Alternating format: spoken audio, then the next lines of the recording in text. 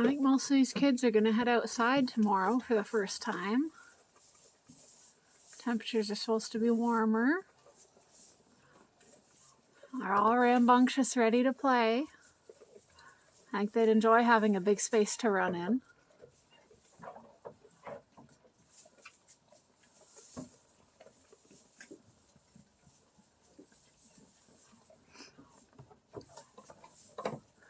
The only ones not quite ready to go out are this girl and that one.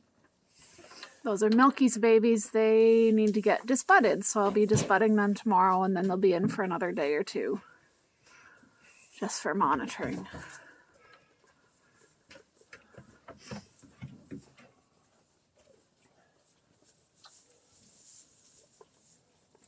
But they're happy, bouncy little ones.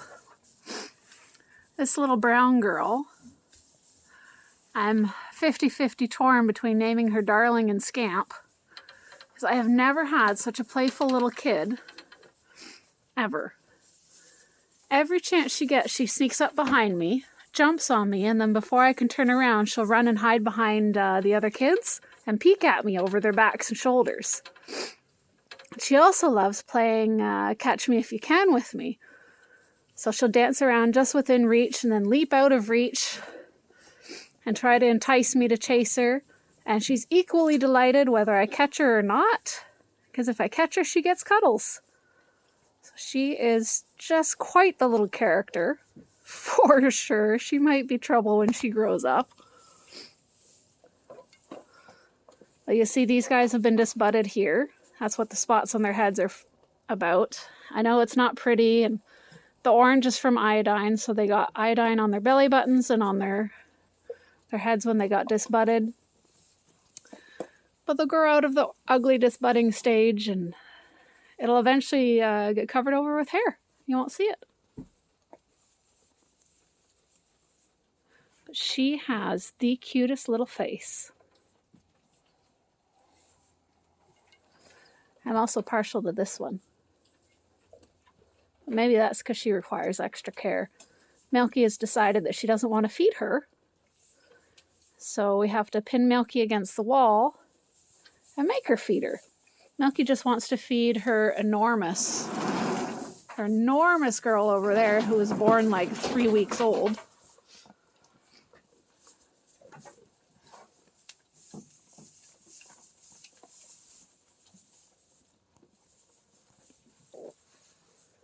Cool that they're already getting into the grains and minerals. That'll bode well for them.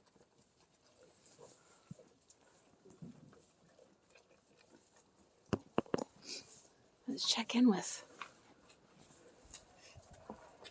Cinnamon's kids. So Cinnamon is making way more milk than her kids could possibly drink. So once a day I milk her out, and the hot foamy colostrum goes to Millie because she should be pregnant. That's the livestock guardian dog, the Great Pyrenees. Mabel. Yes, sorry, not Millie, Mabel. Because the vet said that, well, pregnant Mabel needs a bit more nutrition, and I can't think of much that's more nutritious than colostrum.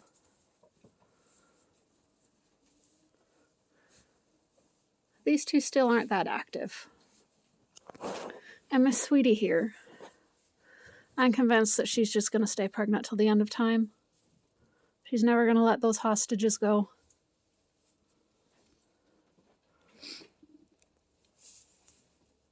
I mean, logically, I know at some point she will, but at this point it feels like she never will. Right?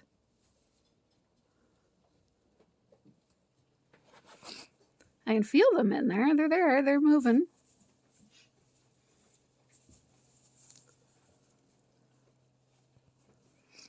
And Cinnamon has no issues being milked out. She stands there, and I think she appreciates it. It's a little uncomfortable to be full of milk.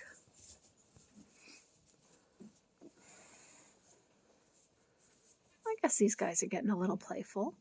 They're not very good eaters, though. You can see he's kind of a little hollow-sided there. That one in the back more so. They'll have a few sucks and then let go of the teat, and then have a few sucks and let go of the teat.